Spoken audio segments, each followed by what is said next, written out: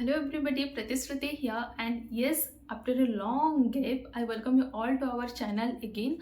And in today's session, we will discuss a very short poem that is your Sonnet 110 written by your Philip Sidney. And the title of the poem is Leave Me, O Love, which reachest but to dust. So before diving into this poem, मैं बता दूं कि it was written in the form of your Shakespearean sonnet consisting of 3 quatrains and a couplet. Okay. And yes यहाँ पर बहुत सारे archaic words का भी यूज़ हुआ है, तो इसके ये पोएम में कुछ वर्ड्स के मीनिंग मैंने लिख दी है एंड वो आपको स्क्रीन पे दिख जाएगा, तो पहले आप वो देख लेना जिससे आपको कोई दिक्कत नहीं होगी, ठीक है. And yes, in this whole poem there is a contrast between two kind of love. One is your physical love and another one is your spiritual love. इन दो लव के बारे में बताया गया है, इन दो लव के बारे में डिफरेंशिएट किया गया है. And in this whole poem the speaker is talking to his own mind. वो खुद की माइंड के साथ बात कर रहे हैं.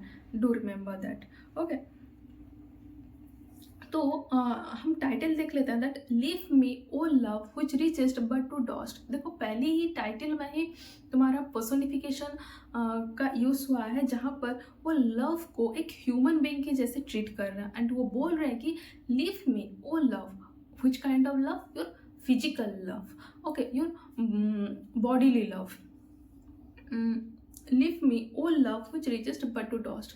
मुझे ऐसे लव की ज़रूरत नहीं है which ultimately leads to decay, which ultimately leads to decay, which is very transient and which is very short lived. I don't want this kind of love and you leave me. This is the title of this poem. And ये इसका जो title है ये poem का first line भी है, ठीक है. Leave me O love which reachest but to dust. जो अल्टीमेटली डिके हो जाता है, जो अल्टीमेटली ख़त्म हो जाता है, मुझे ऐसी लव की ज़रूरत नहीं है. And you my mind aspire to higher things. वो अपने माइंड को एड्रेस कर रहे हैं एंड बोल रहे हैं कि you don't go after this kind of love, don't go after this materialistic love, worldly love. Rather you should possess higher things. Here higher things symbolizes your spiritual love, your divine love. Okay, something which is filled with purity and which is eternal. Okay, grow rich in that which never takes rust. Okay, grow rich in that which never takes rust.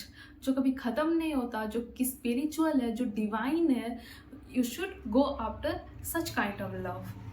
Okay, what ever fades but feeding pleasure brings.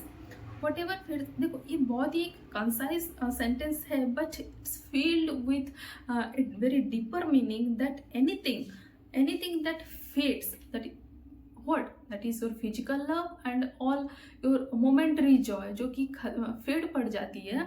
it is very short lived. जो आपको pleasure देता है, जो आपको मतलब क्या, जो physical beauty है, जो मोमेंटरी जॉय है, it will fade after a period of time. Okay, whatever fades but fading pleasure brings. This physical beauty or momentary joy, it will diminish after a short period of time.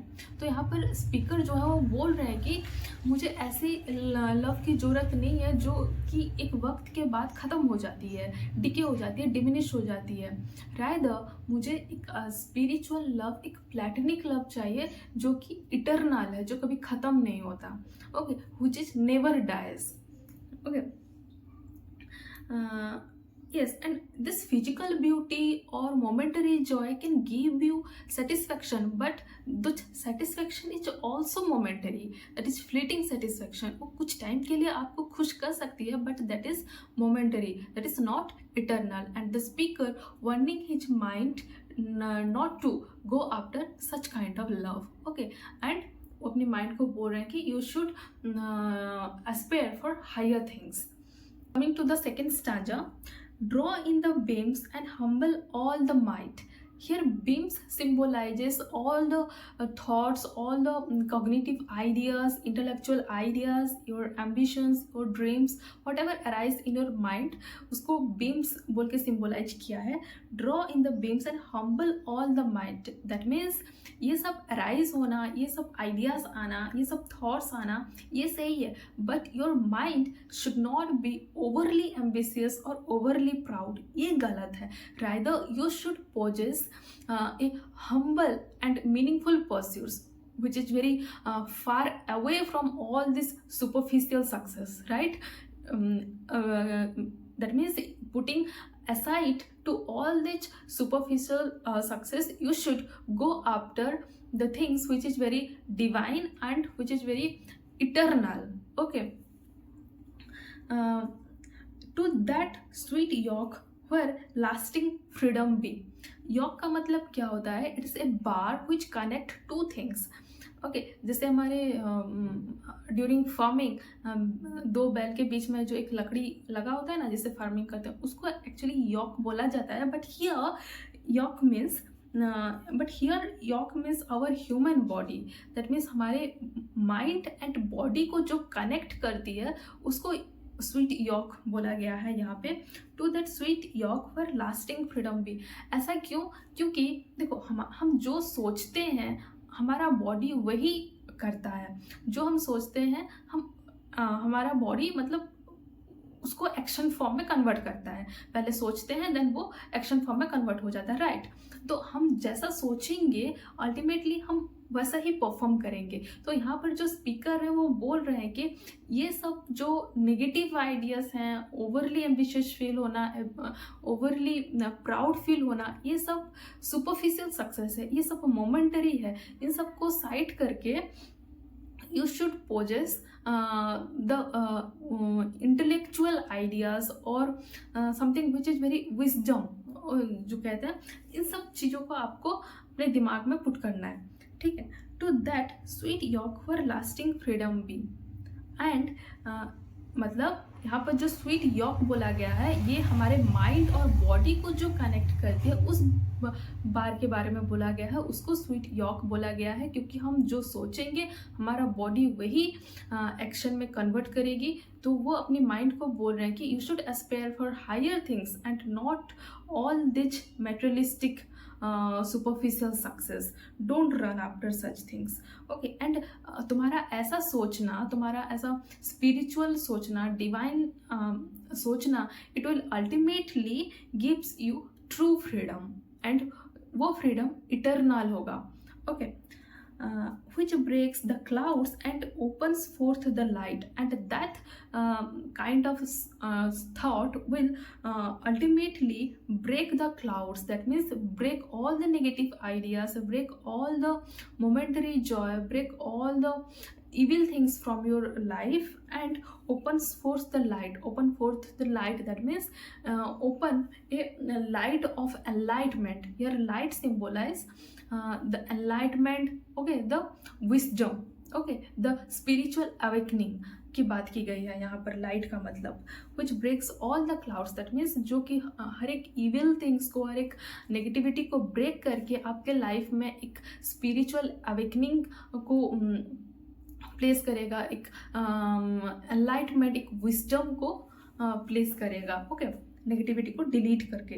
That do both shine and give us sight to see. And that kind of thought not only gives you sign but also guide you in your life. Okay, that also guide you in your life and that will also help you as a beacon for your challenging life. Okay, वो आपको आपके life के हर एक challenge में guide भी करेगा. वो सिर्फ आपको आपके लाइफ में सिर्फ एक शाइन की तरह काम नहीं करेगा या फिर लाइट की तरह काम नहीं करेगा. रादर वो आपको राह भी दिखाएगा कि yes, this is your right path and this is wrong.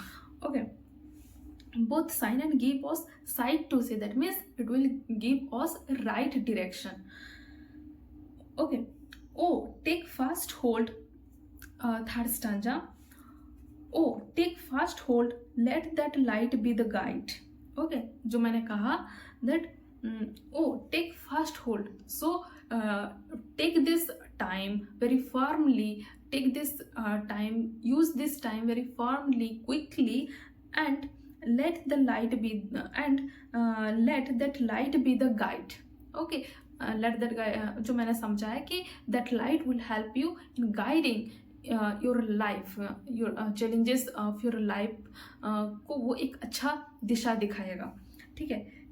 In this small course which birth draws out to death. Okay, in this small course means from birth to death. हमारा ये जो life span है उसको एक small course बोल के उस speaker बोल रहे हैं कि in this small course which birth draws out to death. हमारी लाइफ के ये जो शॉर्ट स्पान है यहाँ पे इस टाइम को वो very formally, very wisely use करने को बोल रहे हैं. एंड ये मेटेरियलिस्टिक वर्ल्ड के पीछे ना भागकर एक स्पिरिचुअल अवेकनिंग को अराइज करने की वो बात कर रहे हैं. अपने माइंड को बार बार वर्न कर रहे हैं, वो बार बार एडवाइस कर रहे हैं कि ये मेटेरियलिस्टिक लव, मेटेरियलिस्टिक वर्ल्ड के पीछे मत भागो. Rather you should possess something which can arise spiritual awakening inside you, which can give you the pure wisdom. Okay, क्योंकि ये मेटेरियलिस्टिक वर्ल्ड में कुछ नहीं रखा है. It is also very short lived. Okay, which is very transient. So इन सब चीज़ों के पीछे ना भागकर you should possess the higher things जो कि इटरनल है. Okay, and life is very short. Okay, in this small course of time between birth and death. And think how evil become him to slide. वो अभी अपनी mind को मतलब क्या वर्न कर रहे हैं कि how evil become him to slide means go down. कैसे ये evil मतलब evil thoughts.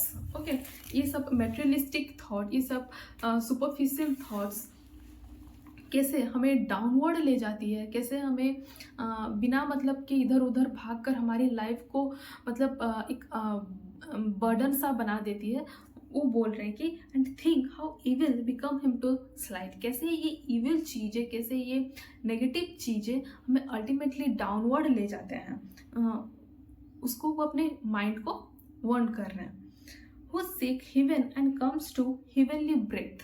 Who seek, that means who seek heaven and comes to heavenly breath means those who aim for heaven, those who aim for spiritual fulfillment should not turn away from this spiritual thought. जो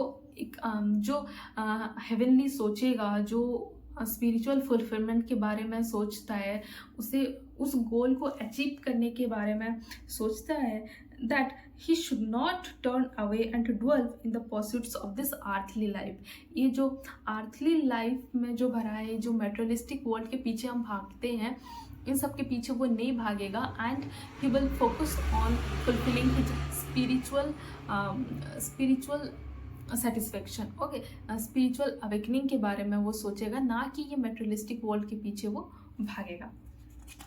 then moving into the last couplet, then farewell world the uttermost I C.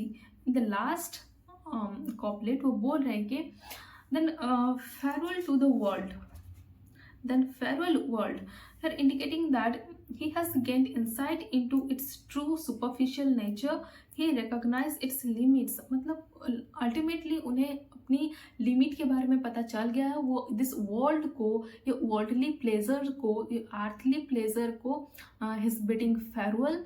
And वो बोल रहे हैं कि I have recognised my limit and मुझे ये worldly pleasure, ये bodily pleasure और ये अर्थली प्लेजर में मुझे कोई इंटरेस्ट नहीं है. And lastly he is bidding farewell to this world. Eternal love maintain the life in me, and he is possessing or he is embracing the spiritual love over temporal love. Okay, spirituality over temporality. And yes, यही था आपका point जहाँ पर उन्होंने starting से लेके and तक सिर्फ एक ही बार बोला है कि ये जो मेटेरियलिस्टिक वर्ल्ड है यहाँ पर कुछ नहीं रखा है, ये जो मेटेरियलिस्टिक लव है, ये जो बॉडीली प्लेजर है, ये सब सब कुछ ये मोमेंट्री है। एंड मोमेंट्री जो है it can gives us a satisfaction, but that satisfaction is also very short lived. Okay, ये जो प्लेजर है, ये जो जॉय है, ये जो फिजिकल ब्यूटी है, हो सकता है ये हमें सेटिस्फेक्शन दे सकती है, हो सकता है ये हमें खुश कर सकती है, but that pleasure, that satisfaction is also short lived. तो इन सब के पीछे नहीं भागना है, rather we should possess for something which will awake spirituality inside us, and which can gives us the right enlightenment, and which can invoke the right wisdom inside us. That is the overall meaning of this poem. I hope कि आपको समझ में आया होगा। yes, and yes, अगर still कोई confusion रह जाती है, कहीं पर भी डाउट रह जाती है, then you can ask me in the comment section below. मैं डेफिनेटली उसको रिप्लाई करूँगी। एंड yes, अगर पसंद आया तो wait for the next video and see you soon. Till then, take care and thank you so much.